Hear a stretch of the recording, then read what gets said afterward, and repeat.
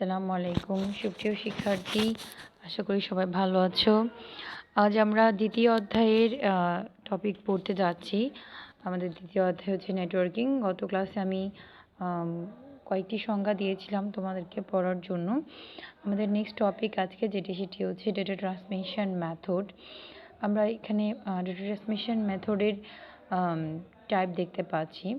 In telecommunication and data transmission, serial communication is the process of sending data one bit at a time, sequentially over a communication channel or computer bus. Okay, that means one device থেকে কোনো ডিভাইসে আমরা যখন data পাঠাই বা নেটওয়ার্কের মাধ্যমে যখন সেটি যায়, সেটি দুইভাবে যেতে পারে, হয় সিরিয়ালি যাবে অথবা প্যারালালি যাবে। তাহলে সিরিয়াল ডেটা ট্রান্সমিশন হচ্ছে যেখানে একটি ডিভাইস হতে অন্য ডিভাইসে সিরিয়ালি ডাটাগুলো পাস হবে বাই ওয়ান পাথ একটি পথে যখন ডাটাগুলো ওয়ান বাই ওয়ান যাবে তখন সেটি হবে সিরিয়াল ডেটা ট্রান্সমিশন।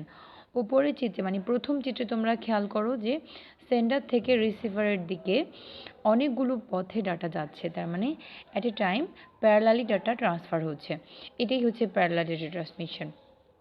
তাহলে secondly, this in contrast to parallel communication where several bits are sent as a whole on a link with several parallel channels. তাহলে বলা হচ্ছে এখানে প্যারালাল অনেকগুলো চ্যানেল ইউজ হয় এবং এখানে several bits একসাথে মানে অ্যাট এ টাইম অনেকগুলো বিট সেন্ড হয়। তাহলে আমরা দুটো টাইপ পড়লাম।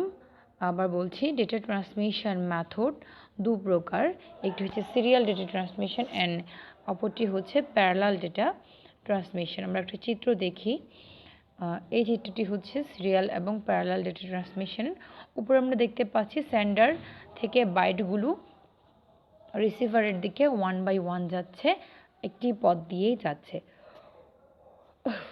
আর নিচে আমরা দেখতে পাই প্যারালাল ডেটা ট্রান্সমিশনে যে অনেকগুলো পথে মানে অনেকগুলো চ্যানেলে সেন্টার থেকে রিসিভারের দিকে ডেটা ট্রান্সমিট হচ্ছে। তাহলে আমরা পার্থক্যটা নিশ্চয়ই এখানে বুঝতে পারছি। খেয়াল করো, এখানে ডাটাগুলোকে বাইট আকারে বা বিট আকারে পাঠানো হচ্ছে, এই জন্য বি ইউজ করা হয়েছে।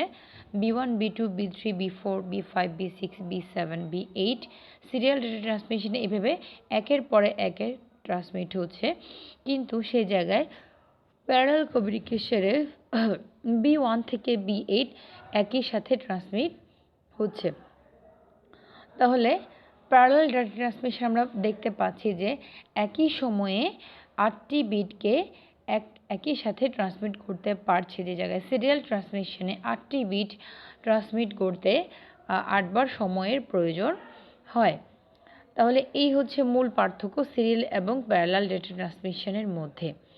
আমরা প্যারালাল ডেটা ট্রান্সমিশন আরেকবার দেখে নিই। সেন্ডিং ডিভাইস থেকে রিসিভিং ডিভাইসে প্যারালালি ডাটা ট্রান্সফার হবে। আমরা প্যারালাল ডেটা ট্রান্সমিশনের সংজ্ঞাটি একটু দেখি। These all bits of a byte are transmitted simultaneously on separate wires.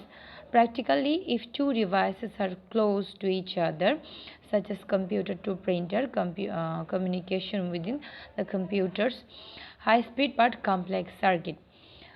এখানে অ্যাকচুয়ালি প্যারালাল ডেটা ট্রান্সমিশনের ক্ষেত্রে মূল যে কাজের ক্ষেত্রে সার্কিটের যে কমপ্লেক্সিটি রয়েছে সেটা বলা হচ্ছে, ওটি আমাদের বিষয় না। এখানে প্যারালাল এবং সিরিয়াল ডেটা ট্রান্সমিশনের মধ্যে মূলত যেটি মনে রাখতে হবে সেটি হচ্ছে প্যারালাল ট্রান্সমিশনে যেহেতু একই সময়ে অনেকগুলো বিট ট্রান্সফার হয়, সেক্ষেত্রে সিরিয়ালের তুলনায় প্যারালাল ডেটা ট্রান্সমিশনের স্পিড বেশি, মানে কম সময়ে বেশি ডেটা ট্রান্সফার করা সম্ভব, এই জন্য একে হাই স্পিড বলা হচ্ছে। ওকে, নাও আমরা দেখব যে সিরিয়াল ডেটা ট্রান্সমিশনের মধ্যে আমরা মূলত 3টি প্রকারভেদ রয়েছে সিরিয়াল ডেটা ট্রান্সমিশনে। আমি সেটি মুখে বলছি। নাম্বার 1 হচ্ছে অ্যাসিনক্রোনাস ডেটা ট্রান্সমিশন, নাম্বার 2 হচ্ছে synchronous data transmission and number 3 হচ্ছে আইসোক্রোনাস ডেটা ট্রান্সমিশন। তো আজকে আমরা মূলত অ্যাসিনক্রোনাসটা দেখব, সিনক্রোনাস এবং আইসোক্রোনাস পরে দেখব। অ্যাসিনক্রোনাস ট্রান্সমিশন আচ্ছা, আমি আবার রিপিট করছি, আমরা আজকে ডেটা ট্রান্সমিশন মেথড পড়ছি। ডেটা ট্রান্সমিশন মেথড হচ্ছে দু প্রকার, serial and parallel data transmission. Serial হচ্ছে যেখানে ডাটা সিরিয়ালি পাস হবে সেন্টার থেকে রিসিভারের দিকে ওয়ান চ্যানেলে 1/1, অ্যান্ড প্যারালাল ডেটা ট্রান্সমিশনে যেখানে অনেকগুলো চ্যানেলে অ্যাট এ টাইম অনেক ডেটা একসাথে ট্রান্সফার হবে। এখন সিরিয়াল ডেটা ট্রান্সমিশনের মধ্যে আমরা আরও প্রকারভেদ পড়তে যাচ্ছি। সিরিয়াল ডেটা ট্রান্সমিশনের তিনটি প্রকারভেদ রয়েছে। একটি হচ্ছে অ্যাসিঙ্ক্রোনাস, যেটা আমরা এখন পড়ব। 2 নম্বর হচ্ছে সিঙ্ক্রোনাস, যেটি হচ্ছে অ্যাসিঙ্ক্রোনাসের বিপরীত, এবং 3 নম্বর হচ্ছে আইসোক্রোনাস, যেটি হচ্ছে last topic. Asynchronous transmission is the mode of serial transmission for modems and other telecommunication devices in which the data is transmitted as a continuous stream of bytes. Stream of bytes, খেয়াল করো, stream of bytes separated by start and stop bit. ওকে, আমি চিত্রটি একটু zoom করছি, খেয়াল করো। Sender থেকে, এই চিত্রগুলো তোমাদের বইও থাকবে, সেন্ডার থেকে রিসিভারের দিকে 8 বিট করে ডেটা ট্রান্সমিট হচ্ছে। 8 বিট ডেটাকে একসাথে 1 বাইট বলা হয় বা 1 ক্যারেক্টার বলা হয়। এখানে তুমি মনে রাখতে পারো যে অ্যাসিঙ্ক্রোনাস ডেটা ট্রান্সমিশনে data character by character transmit হয়। এখানে খেয়াল করো, সেন্ডার থেকে রিসিভারের দিকে একটি ক্যারেক্টার অলরেডি রিসিভার রিসিভ করে ফেলেছে, তার পেছনের জাস্ট 2টি বিট বাকি ছিল, মাঝখানে 2টি ক্যারেক্টার চলমান অবস্থায় রয়েছে, যেগুলো সেন্ডার থেকে রিসিভারের দিকে যাচ্ছে, এবং আরেকটি ক্যারেক্টার সেন্ডার থেকে রিসিভারের দিকে যাওয়ার জন্য বের হয়ে আসছে। তাহলে আমরা দেখতে পাচ্ছি অ্যাসিঙ্ক্রোনাস ডেটা ট্রান্সমিশনে ক্যারেক্টার ওয়াইজ ডেটা ট্রান্সমিট হয়, মানে একটি ক্যারেক্টার সেন্ডার থেকে রিসিভারের দিকে যায়। উপরে একটি পুরো ক্যারেক্টারকে ডিসক্রাইব করা হয়েছে, মাঝখানে সাদা অংশে যে 8টি বিট রয়েছে সেগুলো হচ্ছে মূল ডাটা, সেই ডাটার সামনে 0 একটি স্টার্ট বিট রয়েছে, এবং শেষে একটি 1 স্টপ বিট রয়েছে। তাহলে স্টার্ট বিট এবং স্টপ বিট মিলিয়ে এখানে মোট 10 বিট হয়। মাঝে মাঝে স্টার্ট বিট এবং স্টপ বিটে তারতম্য দেখা যায়, যেখানে একটি বিটের জায়গায় 2টিও থাকতে পারে, তার মানে তখন টোটাল মিলে 11 বিট হয়, সাধারণত 10 বিট থাকে। তাহলে ডিরেকশন অফ ফ্লো দেখা যাচ্ছে সেন্টার থেকে রিসিভারের দিকে।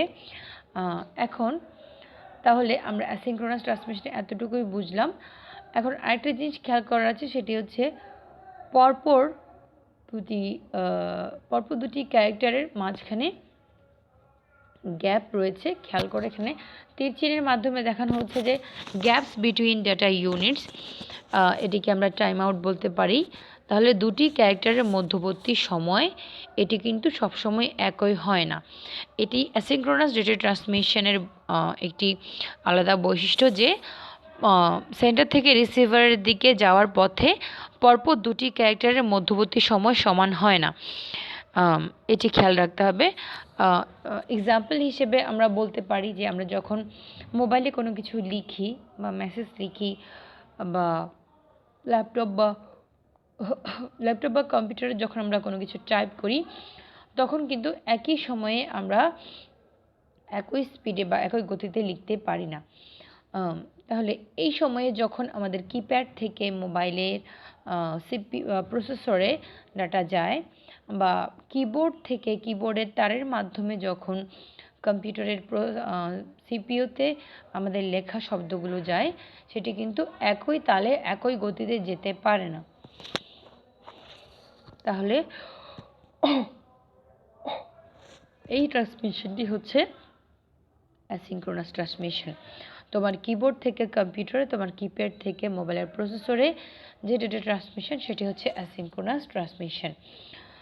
আমি আশা করি তোমরা তোমাদের যে আইসিটি বই রয়েছে সেখান থেকে অ্যাসিঙ্ক্রোনাস ট্রান্সমিশনের যে প্যারাটুকু রয়েছে সেটা সম্পূর্ণ পড়ে ফেলবে। আমরা এবার সিঙ্ক্রোনাস ডেটা ট্রান্সমিশন দেখব। অ্যাসিঙ্ক্রোনাস ট্রান্সমিশনের একটা চিত্র দেখছি, যেখানে স্টপ বিট, স্টার্ট বিট এবং ডাটা দেখানো হয়েছে। সিঙ্ক্রোনাসেরও একটা চিত্র দেখি, যেমন এখানে সেন্ডার থেকে রিসিভারের দিকে ডাটা যাচ্ছে। খেয়াল করো, তীর চিহ্ন নিচে মানে ডিরেকশন দেখানো হচ্ছে যে যেটা কোন দিকে ফ্লো হচ্ছে। উপরে আমি জুম করছি, উপরে যে সাদা অংশটি রয়েছে এটি পুরোটাই হচ্ছে একটি ডাটা, সেন্টার থেকে রিসিভারের দিকে যাচ্ছে, একে ব্লক বলা হয়। যেভাবে অ্যাসিঙ্ক্রোনাস ট্রান্সমিশনে আমরা বলেছি যে সেন্টার থেকে রিসিভারের দিকে ক্যারেক্টার ওয়াইজ ডাটা ট্রান্সমিট হবে, ঠিক তার বিপরীত সিঙ্ক্রোনাস ট্রান্সমিশনে সেন্টার থেকে রিসিভারের দিকে ডাটা ব্লক বা প্যাকেট আকারে যায়, যেখানে ব্লক মানে হচ্ছে অনেকগুলো ক্যারেক্টারের সমষ্টি। একটি ব্লকে সর্বোচ্চ 80 থেকে 132টি ক্যারেক্টার থাকতে পারে।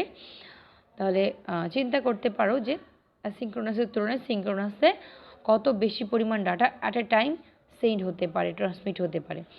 এখানে দেখাচ্ছে এক্সাম্পল হিসেবে, এটা ডেমো হিসেবে, এখানে জাস্ট 5টি ক্যারেক্টার দেওয়া হয়েছে, মানে 5টি ক্যারেক্টার মিলে একটি ব্লক, পুরো সাদা অংশটি কিন্তু একটি ব্লক। তাহলে সেন্টার থেকে রিসিভারের দিকে অ্যাসিঙ্ক্রোনাস ট্রান্সমিশনের তুলনায় সিঙ্ক্রোনাস ট্রান্সমিশনে কম সময়ে বেশি ডাটা ট্রান্সফার হয়, এই জন্য সিঙ্ক্রোনাস ট্রান্সমিশনকে স্পিডি ট্রান্সমিশন বলা হয়, যেহেতু এক একটি ব্লক ট্রান্সমিট হচ্ছে এবং প্রতিটি ব্লকে সর্বনিম্ন 80টি এবং সর্বোচ্চ 132টি ক্যারেক্টার থাকে। ওকে স্টুডেন্টস, আজকে এতটুকুই। তোমরা ভালো থাকবে, ডেটা ট্রান্সমিশন মেথড ভালো মতো পড়বে, সিঙ্ক্রোনাস অ্যাসিঙ্ক্রোনাস ট্রান্সমিশন আলাদাভাবে পড়বে। আমি নেক্সট ক্লাসে সিঙ্ক্রোনাস ট্রান্সমিশন ডিটেলস বলবো এবং সিঙ্ক্রোনাস এবং অ্যাসিঙ্ক্রোনাসের পার্থক্য তুলে ধরবো।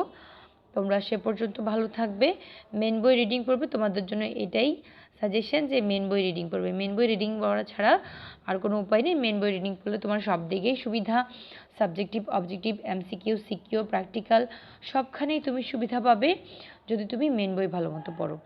ধন্যবাদ, আল্লাহ হাফেজ, সবাই ভালো থাকবে এবং সুস্থ থাকবে, নিরাপদে থাকবে।